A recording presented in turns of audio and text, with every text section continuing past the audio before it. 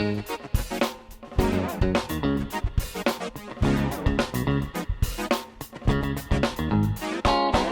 is the motion application?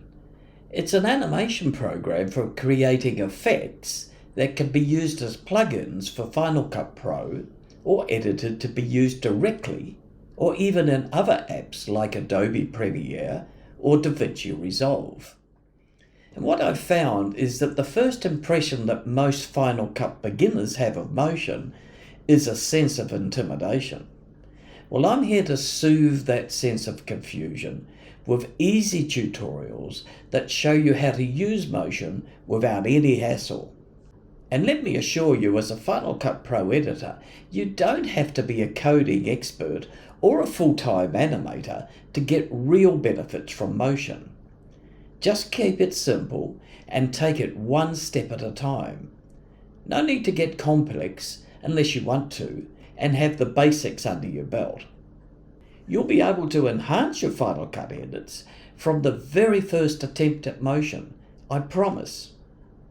My name's Bruce, and if we've met before, welcome back. Otherwise, please like and subscribe and press the bell so that I can make more videos for you. One way to think of motion is a way to easily create your own plugins for Final Cut Pro. They don't have to be complex to be useful. And this tutorial is a second level tutorial, so to see the Get Started in Motion tutorial, click the eye above. Here you'll see how to create a plugin and use Motion's rigs to allow multiple effects to be controlled within Final Cut Pro. And now in Final Cut, let's look at the plugin that we're going to create today. If you'd like to download a copy of this plugin, it's available for free from my website. Check the link in the description below. And let me explain, this is intended to be extremely simple, so you can get the hang of the process, and of course you can make it more complex as you understand the principles. It simply allows a choice of different social media overlays all in one generator. Click the Generator tab in the inspector and select the options YouTube, Instagram and Facebook.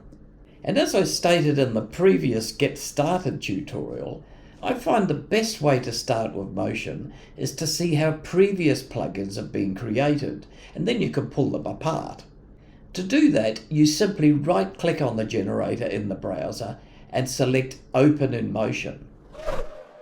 There's not much to this plugin, so it looks really simple here. There are 3 videos, and you'll notice there's a rig named Switch Social that allows you to select the videos separately when the plugins are used in Final Cut. Rigs are very powerful, but don't get overwhelmed by the name. A rig is just a way of bundling several different modifiable effects so they can be selected separately when used in Final Cut. In this example, the rig contains just 3 videos, but it could contain groups of complex effects with the ability to make many modifications. Switch Social is the title for this rig, but you can name a rig anything you wish. A rig can contain sliders, pop-ups, as we've selected here, or a checkbox. The pop-ups in this plugin have 3 choices: Facebook, Instagram and YouTube. Those 3 choices link to the 3 videos by the same name. And as I said, I've kept it as simple as possible on purpose, so you can follow the principles. Now let's try to produce the plugin from scratch. From the File menu, select New from Prospect Browser. In this exercise, I'll use a Final Cut Pro generator. In the settings, I'll select 4K, and as I'm in a PAL country, 50 frames per second. USA would select NTSC. Set the duration to 4 seconds. These settings, except for frame rate, are remembered for the next time you use the new project browser. Click Open. The project's empty, so I need to import those 3 videos to be used in the plugin.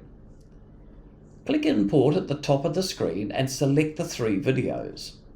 They're automatically added to the first group and shown in the project bar as well as the timeline sidebar.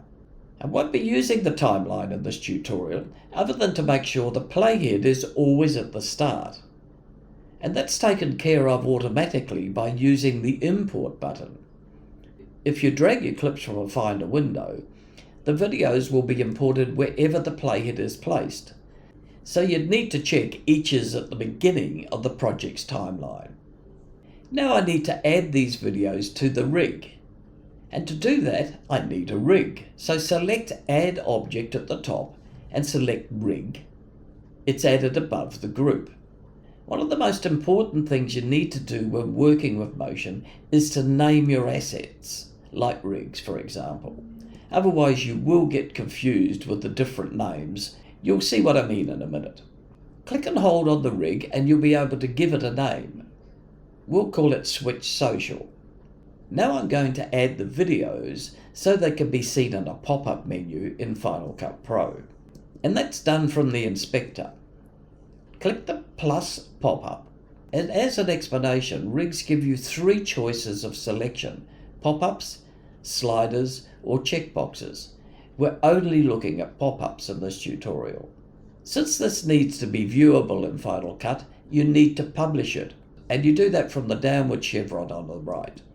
The three videos need to be added to the pop-up in the rig by selecting the top video.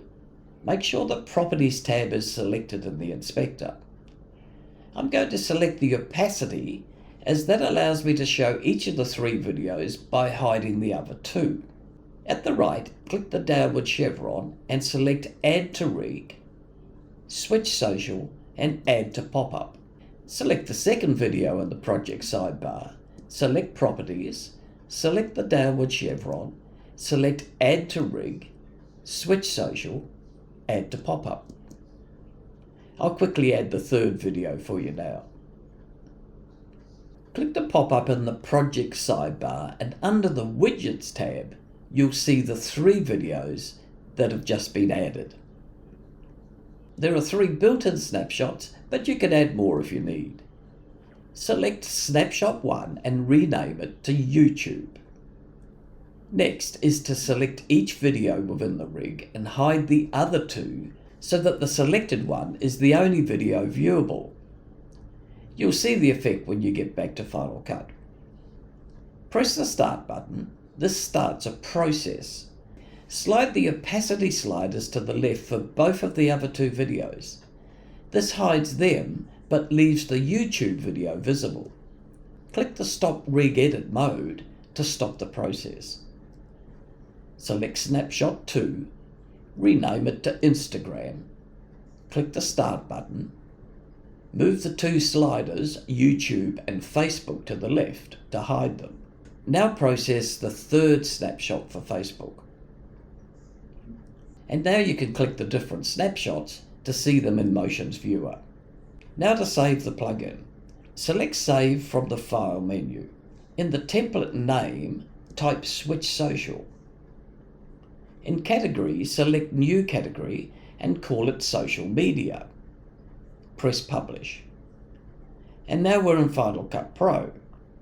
Select the generators and find Social Media category.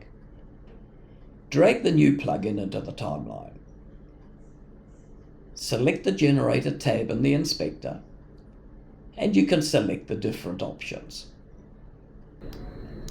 Once you've added the generator into your timeline, that's above any other clip, then you can resize it whenever you want to whatever location you want to in the screen, and that size and location will change for the other items so that they're all changed and in the same position on the screen. And as you see, Motion's a great support tool for Final Cut, and you don't need to be an animation expert to get real results. So I hope you found this information useful. Please like, subscribe, and press the bell so I can make further videos for you.